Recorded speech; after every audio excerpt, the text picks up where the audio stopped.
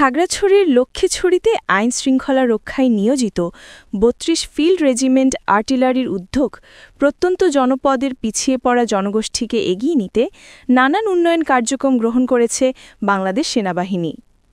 খাগড়াছড়ি থেকে বিপ্লব তালুকদারের প্রতিবেদনে দেখুন বিস্তারিত। রোববার সকালে লক্ষ্মীছড়ি ফটিকছড়ি সীমান্তের দুর্গম বাইনাছড়া মানিকপুর উচ্চ বিদ্যালয়ে কৃতী শিক্ষার্থীদের সম্বর্ধনা দেওয়া হয়েছে। একই সাথে ভালো ফলাফল করায় শিক্ষকদের পুরস্কৃত করার পাশাপাশি শিক্ষার্থীদের আর্থিক অনুদান, শিক্ষা সহায়ক ও খেলাধুলার সামগ্রী প্রদান করেন প্রধান অতিথি লক্ষ্মীছড়ি জোন অধিনায়ক লেফটেন্যান্ট কর্নেল মোহাম্মদ তাজুল ইসলাম।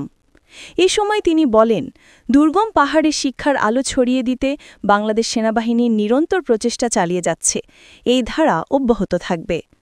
অনুষ্ঠানে Bainachhara army camp commander major Saifur Rahman থুর্য, সাবেক ইউপি চেয়ারম্যান রশিদ উদ্দিন চৌধুরী কাতেব ও বিদ্যালয়ের প্রধান শিক্ষক মোহাম্মদ নাজমুল হুদা সহ অন্যান্য সামরিক কর্মকর্তা ও গণ্যমান্য ব্যক্তিবর্গ উপস্থিত ছিলেন।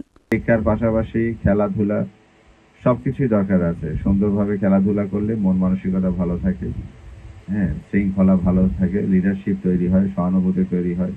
সবকিছু একটার সাথে একটা ওতপ্রোতভাবে জড়িত। তো তোমরা সবাই সুন্দরভাবে পড়াশোনা করবা, ভালো ফলাফল করবা, যে প্রত্যাশা নিয়ে আমরা এই স্কুলটা প্রতিষ্ঠা করেছি, এটার যে সফলতা, এটা অর্জনের দায়িত্ব আমাদের সবার।